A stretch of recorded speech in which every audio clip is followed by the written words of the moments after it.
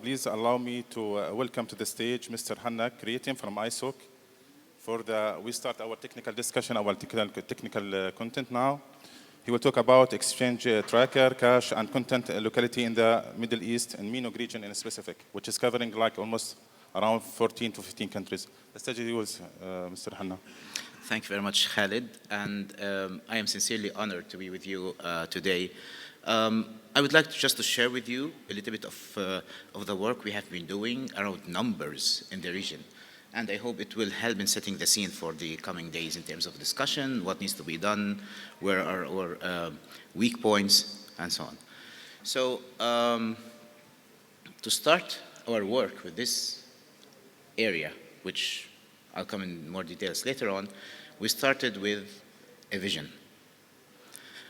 We thought that, well, we always say that we need to have more local content or more content served locally.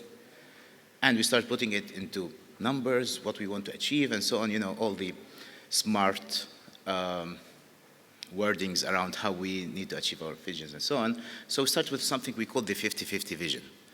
We wanted to achieve 50% of content served locally in as many economies as we wanted. And this vision guided a lot of our work, particularly with the peering, supporting IXPs, and many other things. But then we faced a little bit of a small dilemma. How can we measure this? So we started to advising a little bit of metrics. We started with the cache locality measurements, and then we moved on to the popular content locality. What I will do here now, because of the time, is I will guide you through some of the results we have here from the region and try to see where we have to do more, what are key engagements that may be needed here. So the first thing, you know, when we learn about peering and so on and traffic, is that to have more content served locally, the first idea, or the basic idea would be, okay, then we need to host more CDNs locally. So we developed a small metrics for that, the cache locality.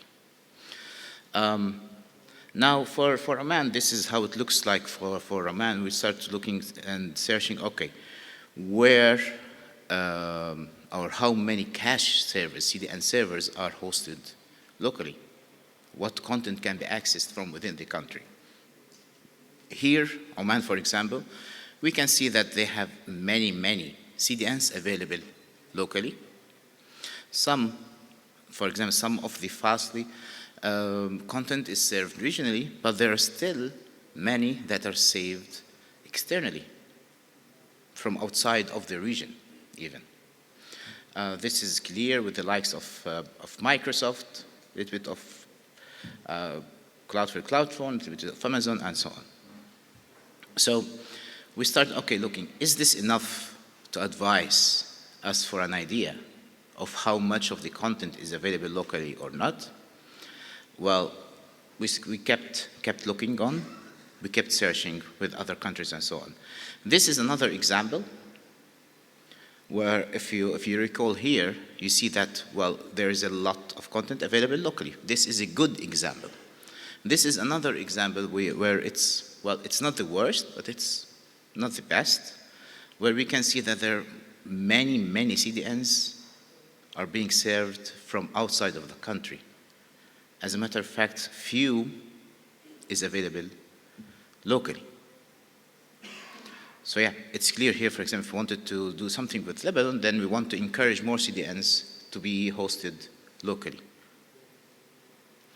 Another example, Turkey, where we have, well, more of balanced overview between, or balanced distribution between local and international CDN access, or access to CDNs, whether it was local or international. Then we moved one step further. We wanted more details. We wanted higher resolution on the data. It wasn't that hard to check if a CDN is available locally or not, but it became harder and harder to check, for example, the amount of traffic that's served locally versus what's served internationally. We still did not achieve that. So we are somewhere in the middle where we look at the popular content, looking at the top 1,000 websites, and try to see if they are available within the economy, within the country, or not. Where are they served from, basically? There is some homework here for you.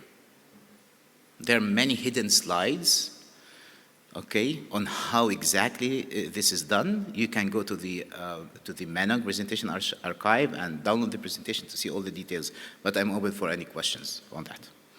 So if we wanted to look at the popular content locality and how it looks in the region, we looked here at these. These are our results. This is pretty recent from late October from this year. We conducted some measurements, and well, Oman is leading the chart with 71% of content, of the popular content being served locally. This is great, but still, it's not perfect, of course, but it's very, very, very good. Followed by Kuwait, Jordan, Iraq, Iran, Turkey, then Saudi Arabia. And then we fall into another group of countries where it's less than 50% of content is available locally, is served locally.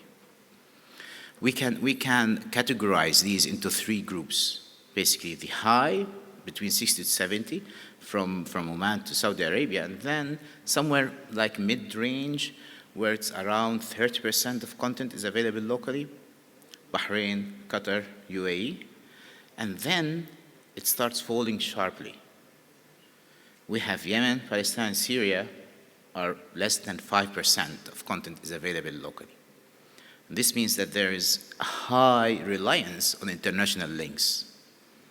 If you have been here during the Day Zero events, I'm sure Nishal would start blocking out the rest of his hair over this and saying, okay, you need to do something.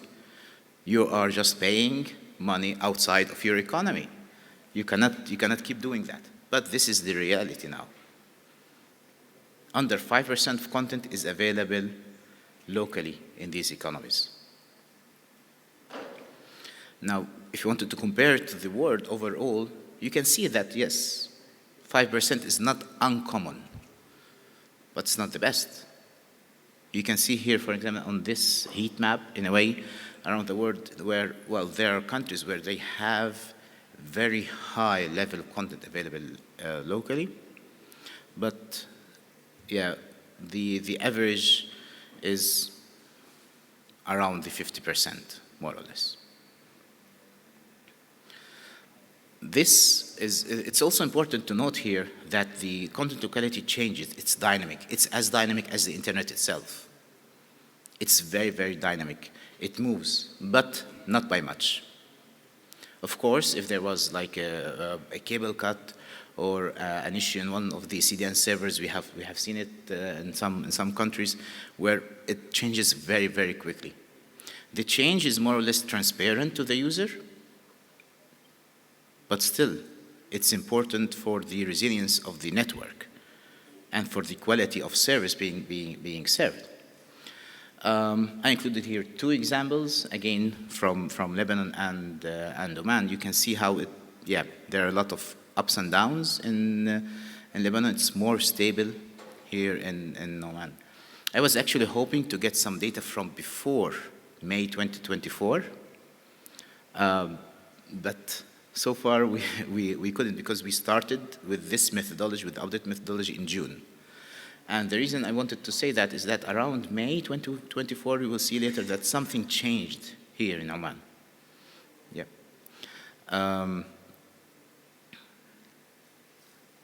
So the question here is there a correlation between the CDN locality and the cache locality? Well, the simple answer would be maybe. The trivial thinking would say that yes, of course. We were saying that if we had more CDNs in the country, then we will have more content served locally. But there are cases where this is not the case. If you remember where Iran fell before in the popular content locality, it was among the good countries, more or less. Yes, but still, there are almost no CDNs in Iran, for obvious reasons.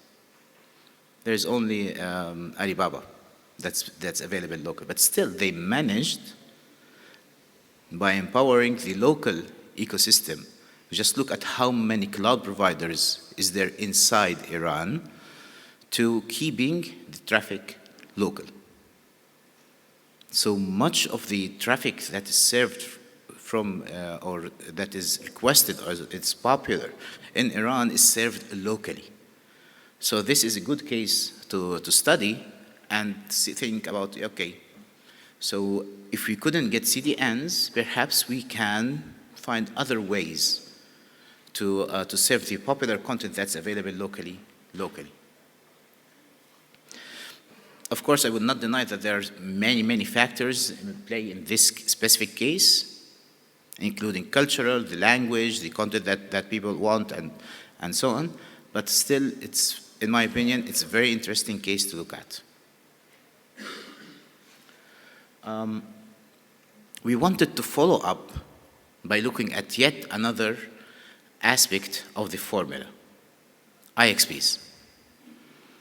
We can find data on IXPs in many places around the internet. We can access some IXPs provide looking glass for us to look at the data and updates and what's going on. Some don't.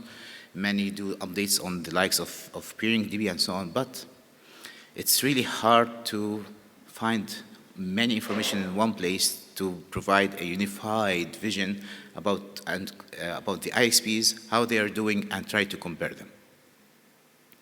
So we developed the IXP tracker, which gives us a lot of insights on the IXPs.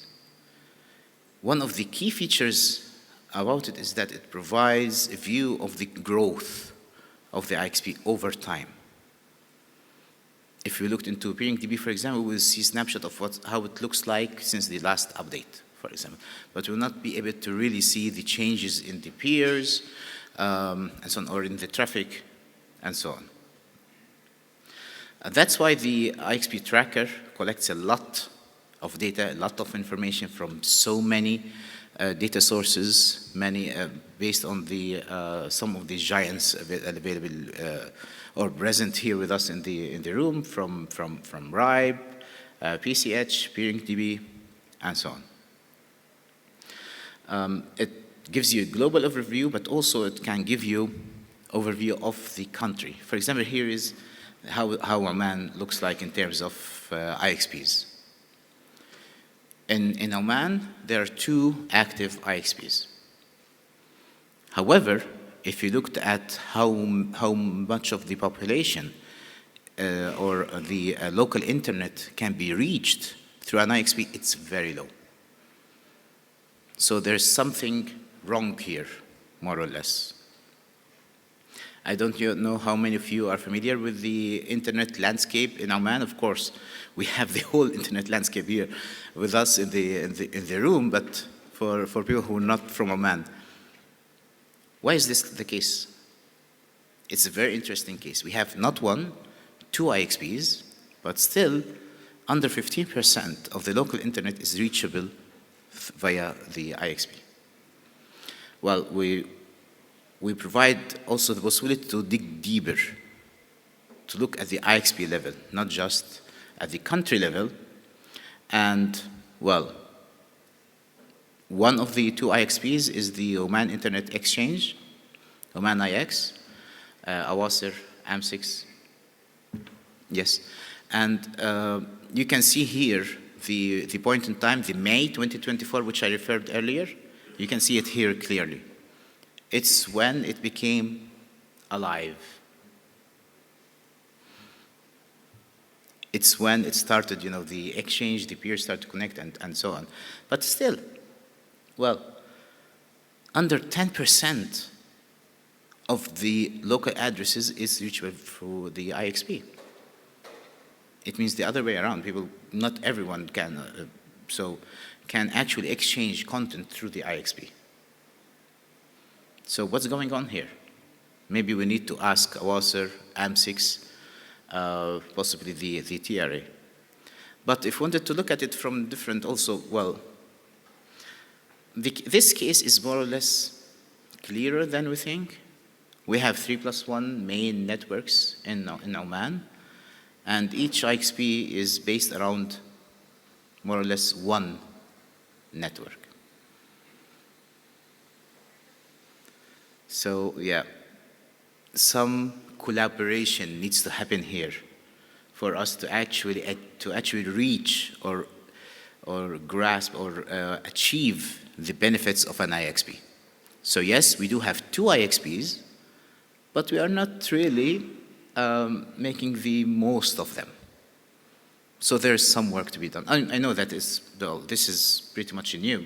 This IXP is pretty much new. So I imagine that in the near future, we will see a lot of changes, many peers connecting, and so on.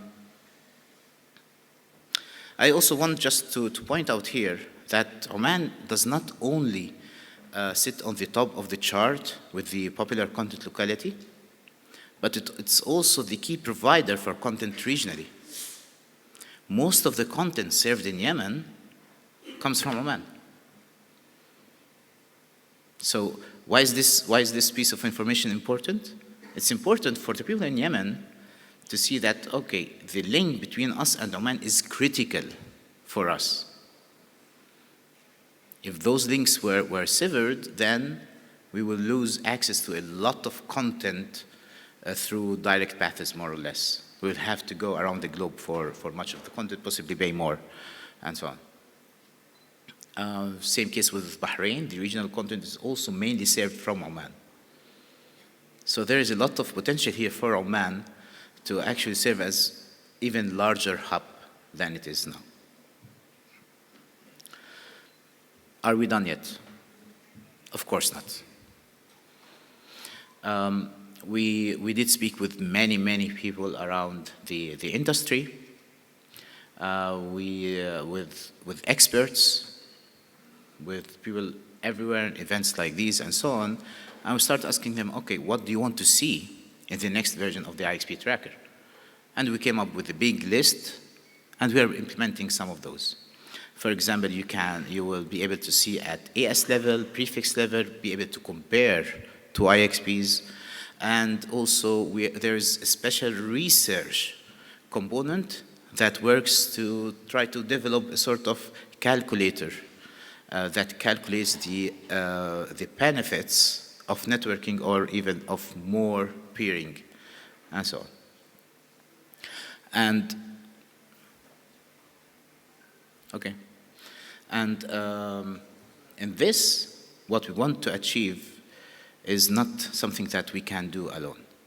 As I said in the beginning, we started with the vision.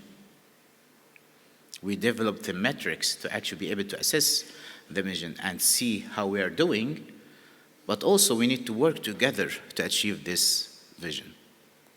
There are a lot of opportunities for people working in the peering ecosystem particularly.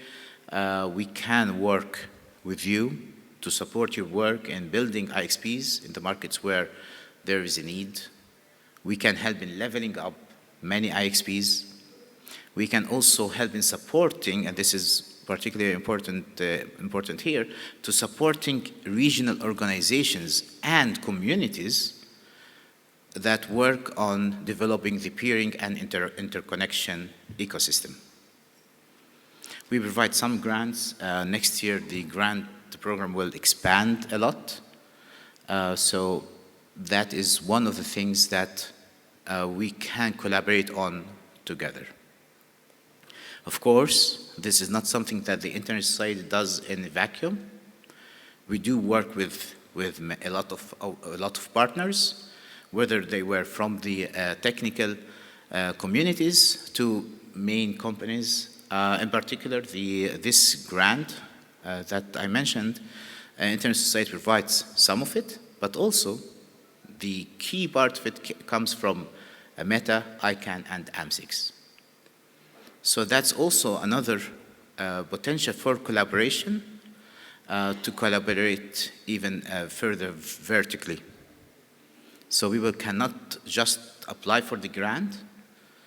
If you think that you have the means to support the peering ecosystem, you are welcome also to join our partners in supporting this, this grant or this work towards a better ecosystem. I will stop here to see if there are any questions or anything. Okay, I hope. Yes. Assalamu alaikum. Should I use this one? Assalamu alaikum. Wa alaikum salam. First of all, thank you, Hanna, for this great presentation. My name is Huda Al-Ghabshi. I'm from Zain Omantel International. I'm looking on sales of capacity.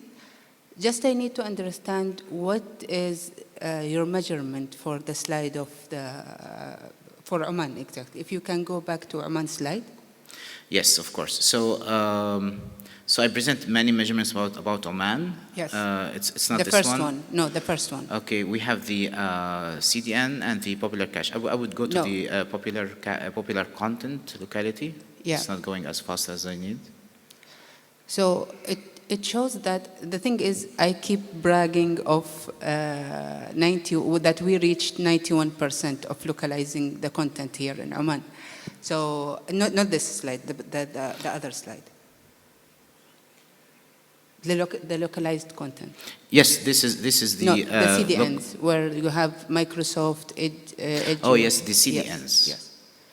So, for example, Microsoft, we have 2 caches here in Oman, where it's locally served from Oman, and Limelight as well here in Oman. So, just I want to understand the measurements comes behind those figures. Okay, so the thing is that we look at the Oman economy, or Oman, the internet in Oman, from basically the end user perspectives, regardless of which network they are connected to.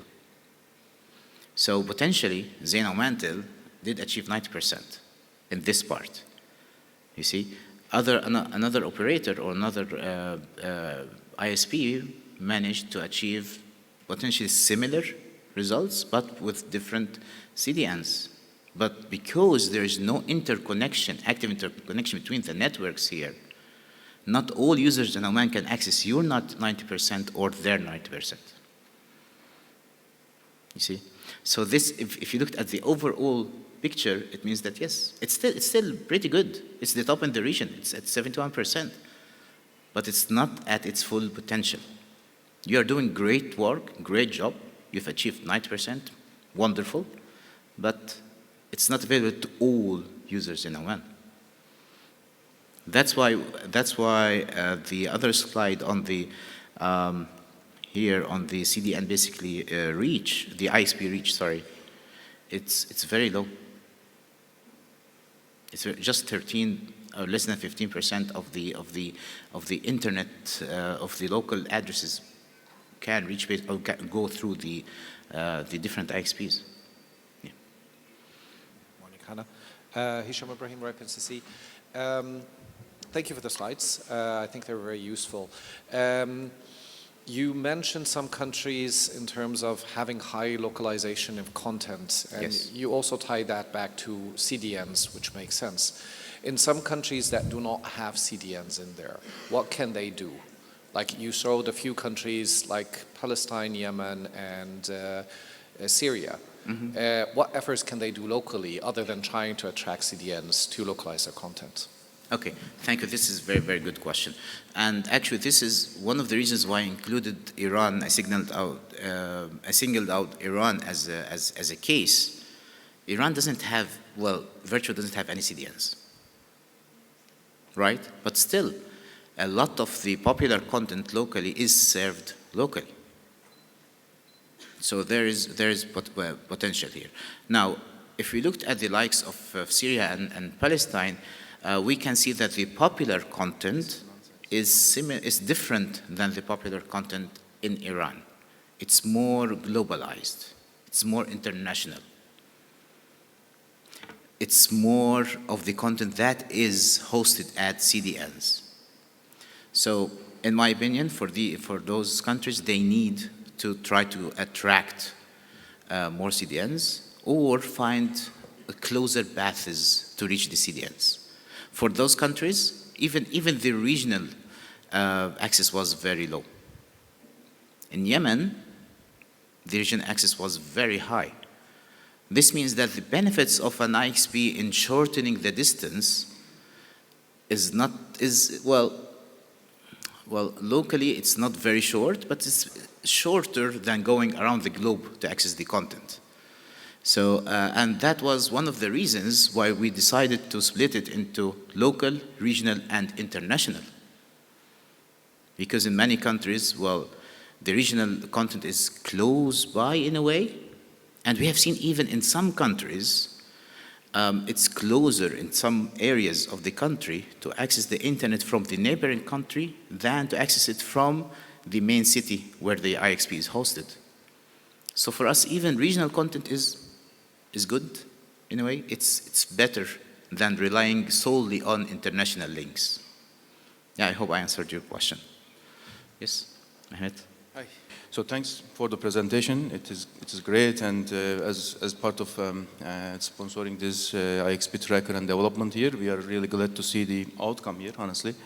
So I have like one question and one comment here, honestly. So first one is how to improve the data accuracy further, because I also noticed some sort of inaccuracies here, especially content localization. Yes. This is the question. And the second one, I really want to comment on this number. So for example, yes, 2 active IXPs in Oman, and it says like almost 14% of the local internet can be reached through the IXPs. But somehow we need to also think about the direct peering as well. So like it doesn't have to be an internet exchange peering that you exchange this local or international regional traffic, right?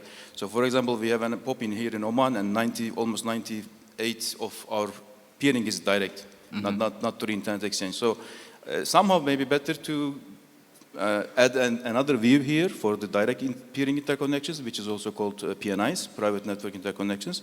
That's just a feedback and comment from my side. And thanks again for the slides. Thank you. Yes, I agree. There may be a room here for improvement, and add also the direct peering, in particular in the proportion of local internet that's accessible locally. So here it says that's accessible through an IXP, but potentially we can add something else that for parts of the network that's accessible locally. Now I see what your point about the accuracy, and I must say here that this measures the top 1,000 websites as the popular content within the country, and whether they were accessible or served locally or not. It doesn't measure the traffic, the volume of traffic.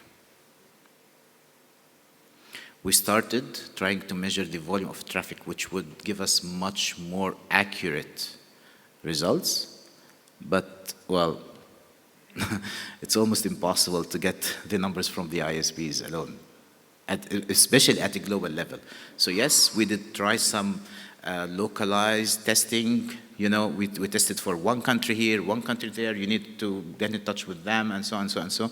But at a global scale, that proved to be almost impossible. It's not almost impossible. That's why we went to a good indicator, in our opinion, looking at the top 1,000 popular websites in the country and check where they are accessed from. If you did your homework to everyone and looked at the hidden slides, you will see exactly where we got the 1,000 websites and how we measure things. Thank you.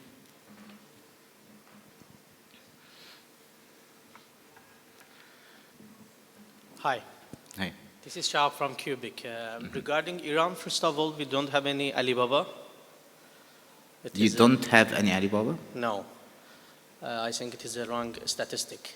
The second point is that the local traffic in Iran in IXP is 30% of the whole country's traffic. Of course, the localization is too much. The contents are serving with the local platforms which doing the same, but it doesn't mean that it is replacing the international traffic. People doing VPN for accessing Instagram, YouTube, Yes. I don't know, the other platforms internally. Yes. And the whole traffic in Tehran IX is 30% of the whole internet capacity Yes. in the country. Yes, so this particular statistic would be accessible here in the IXP tracker. I invite you to see it. I will see it when I'm off the stage to check it. It's not the same number that we saw before, the popular content locality. Right now, the capacity in Tehran IX is around 3 terabit per second, but the whole capacity of the country is around 10 tera. Right. It is exactly 30%. Yeah. So yeah, this is a very good. The issue of VPN, or basically skipping locality, if I want to call it that way, is that it doesn't give us any accurate information. Yeah. So we measure from vantage points, from end user vantage points. That's how we measure it. We measure it based on local proxies at the point of end user vantage point. If that user was using the internet through VPN, then we would not identify them as being in Iran. We will see them as being wherever they are, you see. And they will fall into the other countries' statistics. So yes, use of VPN in a way does not help us in the But I'm wondering, the statistic you showed that 60% of the traffic in Iran is localized. Yes. The black statistic. Yes. Where it's So coming again, it's not the traffic. It's the popular content. It means that 600 of the 1,000 top websites in Iran, according to Google Crux, is available locally. So it should be local content. Yeah. That's why it's called the popular. Where is it? It's called the It's called the local popular web content. Okay, it makes sense. Yeah. Yeah. Thank you. Cheers. Any other questions? Thank you. Thank you, Hanna. Thanks a lot.